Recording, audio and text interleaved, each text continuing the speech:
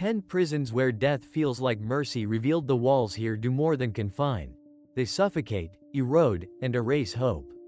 Imagine a place where every heartbeat is a countdown, where survival morphs into a slow, brutal torment. These are the prisons where death doesn't just await, it is the silent mercy no one dares to whisper aloud. What lurks behind the iron bars of the world's most unforgiving penitentiaries twists the meaning of justice into something cruel and merciless. This is a journey through 10 of the darkest corners of human captivity. A plunge into the abyss where cruelty awakens and hope dies in silence. Within these fortress-like prisons, the concept of incarceration transcends punishment. It becomes an existence stripped of humanity, grinding souls into dust. The stories held in these cells are often buried, hidden from the eyes of the world and the voice of compassion. Yet, their shadows stretch far beyond their walls, revealing a grotesque reality that challenges our understanding of law, order, and morality.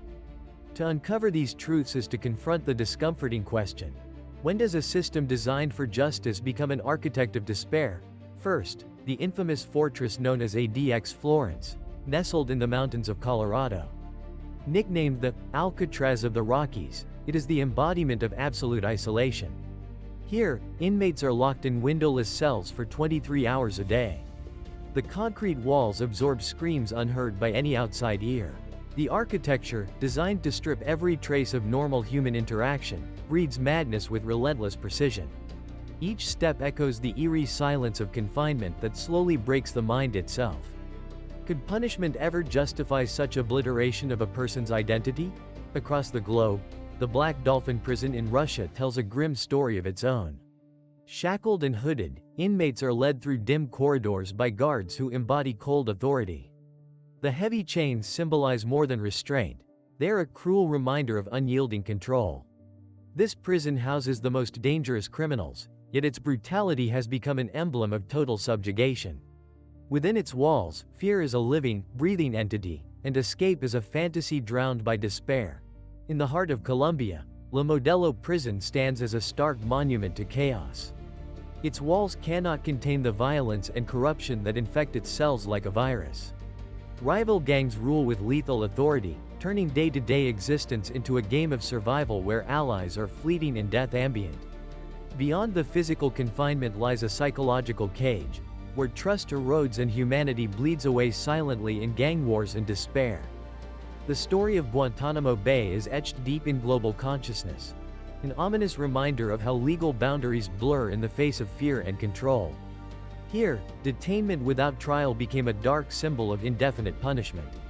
Shadowed by secrecy, the prison's horrors beckon questions about justice's delicate balance when survival claws at the edges of human rights. Behind barbed wire fences and watchful eyes, the line between captivity and cruelty becomes a razor-sharp divide. Traveling to Africa, Gitarama prison in Rwanda presents a nightmarish portrait of overcrowding. In cells designed for a handful, hundreds are squeezed until human dignity is obliterated. Disease, hunger, and violence pervade daily life. The walls witness the unraveling of countless individuals trapped not only by justice but by the chaos of a broken system.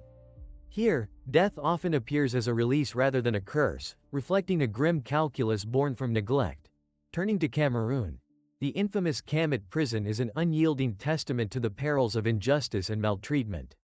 Conditions inside crush the body as much as the spirit. Rotting walls, fetid air, and a lack of medical care create an environment where survival becomes a test of endurance few pass.